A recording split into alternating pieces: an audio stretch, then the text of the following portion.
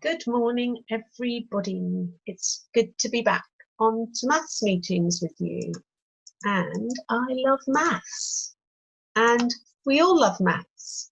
So let's get started. We're going to begin by looking at some Numicon tiles. It's one 10 tile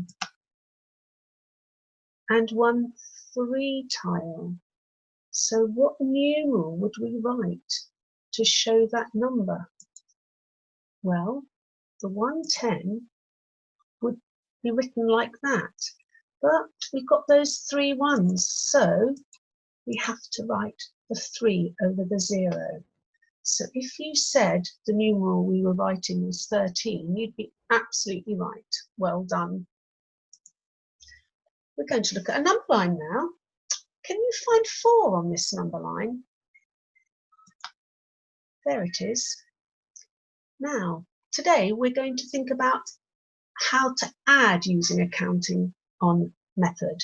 We're going to count on 4 and see where we land. And that means we will have added 4 to 4. So let's count on from 4, 5, 6, 7. We get to 8. 1, 2, 3, 4. Yep, I've counted on 4 and I've landed on 8. And the way we could write that down as a number sentence would be like this. 4 plus or add 4 equals 8. So that is adding using the counting on method. Up next, our shape of the day. Well, it's a 3D shape and it's called a cylinder. Now, what can we say about cylinders?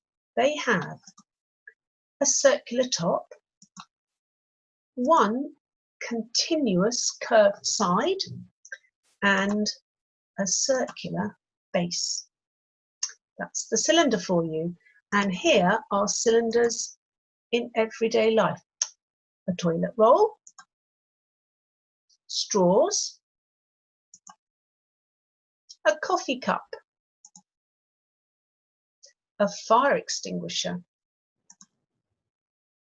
a drain pipe is a cylinder,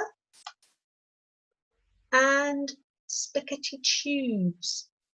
Well, not spaghetti, pasta tubes. Although actually spaghetti are solid cylinders if you think about it, just very, very little ones. So there are cylinders for us. Ooh, now let's have a look at this. I'm going to ask you which snake is the longest. Can you see?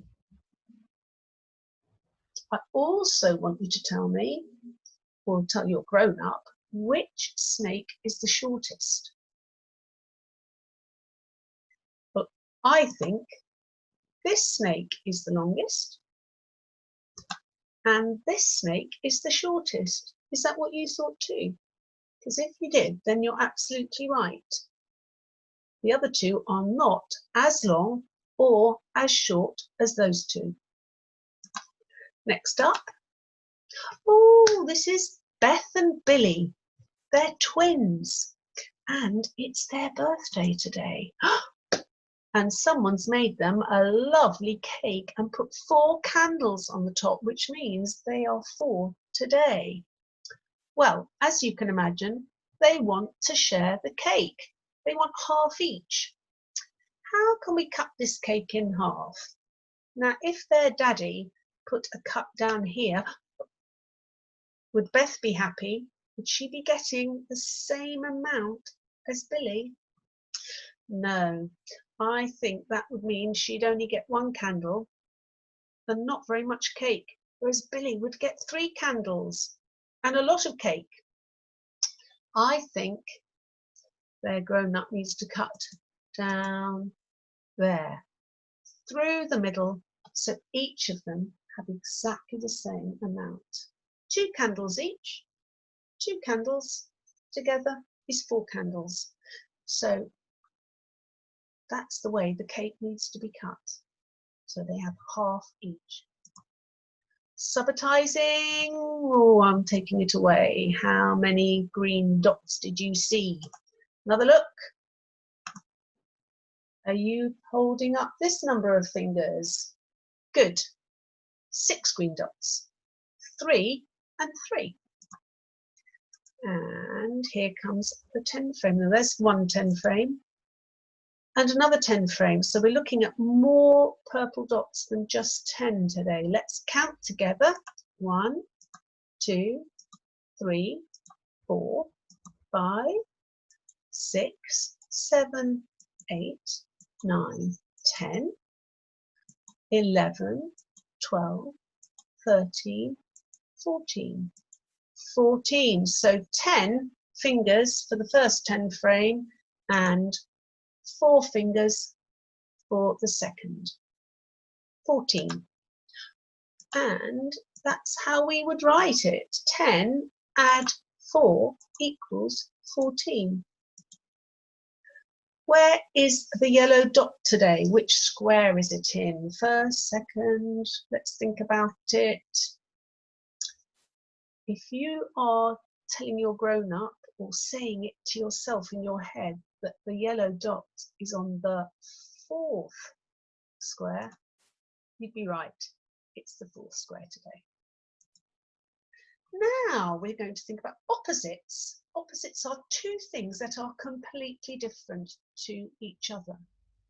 Here are some examples. We've got heavy rock and light bubbles. So heavy, light, solid, can't see through them.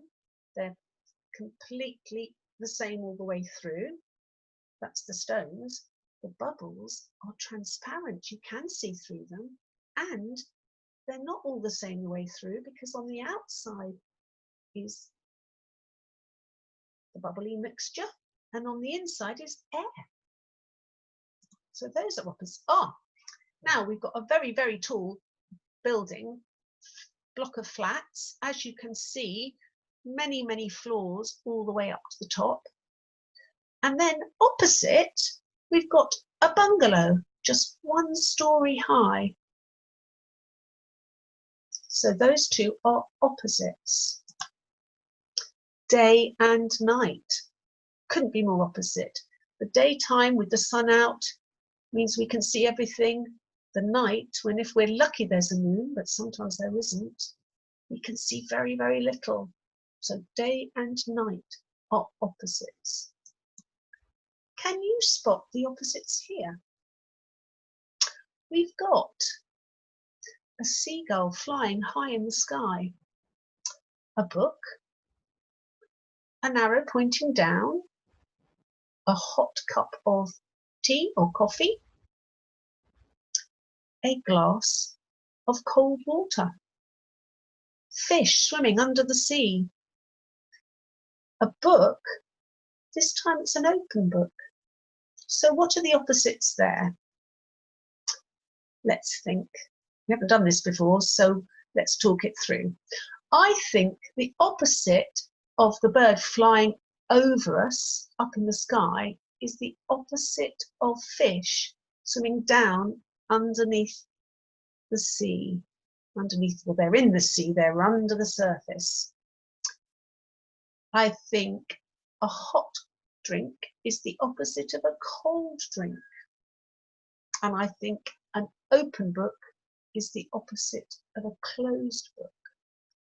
And finally, I think an arrow pointing down is the opposite of an arrow pointing up. So those are all opposites. And we are going to look at opposites again tomorrow. But for now, I'm going to say goodbye.